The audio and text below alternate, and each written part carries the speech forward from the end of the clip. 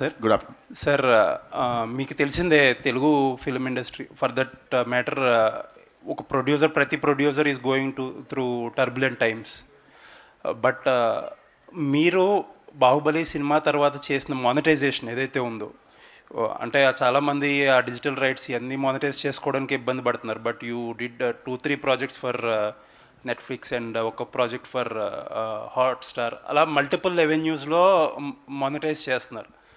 ఈ monetizing potential అనేది బాహుబలికి మాత్రమే ఉందా, లేకపోతే are we unable to tap the potential of Telugu cinema? And Baahubali మాత్రమే అన్నండి, there is potential for other things.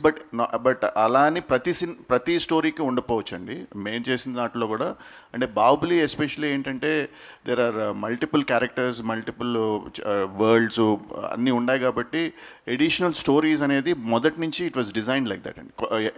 Different stories చెప్పొచ్చు ఈ వరల్డ్లో ఈ క్యారెక్టర్స్ అని చెప్పేది మొదటి కాడి నుంచి డిజైన్లో చేసింది. సో అందుకని we are able to tell more stories. So Indian సినిమాలో ఈ మానిటైజేషన్ అనేది నెవర్ బిఫోర్ ఇప్పుడు దాకా జరగలేదు ఇంత ఈ స్కేల్లో. అవును. So who should get that credit? అది ఫుల్ టీమ్ క్రెడిట్ అండి. రాజమౌళి ఫర్ ద రాజమౌళి గారు అందరూ క్రియేట్ చేసినందుకు, and as producers we been able to use. Monetization potential ఎంతవరకు అచీవ్ చేయగలిగారు? అది తెలియదండి.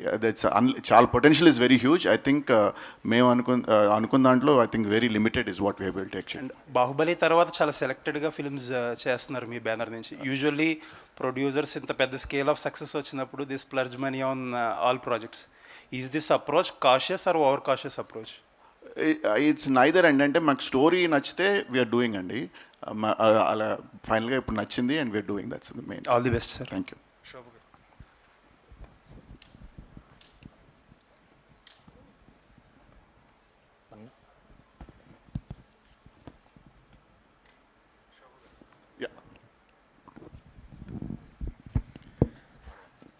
సార్, బాహుబలి తర్వాత సినిమా మార్కెటింగ్ స్ట్రాటజీ మొత్తం మారిపోయింది.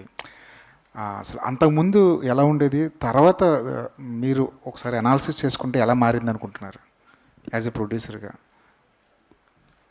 అంటే అంటే ఎస్పెషలీ బాహుబలి అండి. బాహుబలి అప్పుడు దే వాజ్ అంటే మల్టిపుల్ థింగ్స్ అదే అండి. బాహుబలి ముందల మనం వీఆర్ ఓన్లీ మార్కెటింగ్ టు మన సినిమా, మన రీజియన్ వరకు, తెలుగు సినిమాలు అంటే తెలుగు సినిమాల వరకు మార్కెట్ చేసేవాళ్ళం. అది కూడా స్టాండర్డ్గా మనం చేసేది. అప్పుడులో కూడా social media was just beginning. అప్పుడు ఫేస్బుక్ అవన్నీ జస్ట్ స్టార్ట్ అయినాయి, ఇన్స్టాగ్రామ్ అన్ని ఎర్లీ స్టేజెస్, ట్విట్టరు. సో అది దాన్ని ఫుల్గా వాడింది. I think Baahubali was the first project that leverage social media fully, YouTube ఇవన్నీ బాగా దాని ఎంత పొటెన్షియల్ ఉంది, ఎంత వాడచ్చు అనేది, మార్కెటింగ్లో ఎంత వాడుకోవచ్చు అనేది I think Baahubali showed the path. And ఆ తర్వాత ఎనీవే అంటే social media and YouTube also gain lot of prominence, and అందరూ కూడా అది that's become part of the play book now. ప్రొడ్యూసర్గా మీ స్ట్రాటజీ అలా మారిపోతుంటుందా? సినిమాకి మారిపోతుంటుందా? సినిమా కని కాదండి, అప్పుడున్న పరిస్థితి బట్టి, అప్పుడున్న సిచ్యువేషన్ బట్టి, ఆ సినిమా బట్టి what is the best way we can connect with the audience అనేది చూసి ఆలోచించి దాన్ని బట్టి we have to take the call. Karthikeya గారు, ఫహద్తో మీ ఫస్ట్ మీటింగ్ ఏంటి? అసలు ఈ సినిమా కథని ఎలా ఒప్పించారు?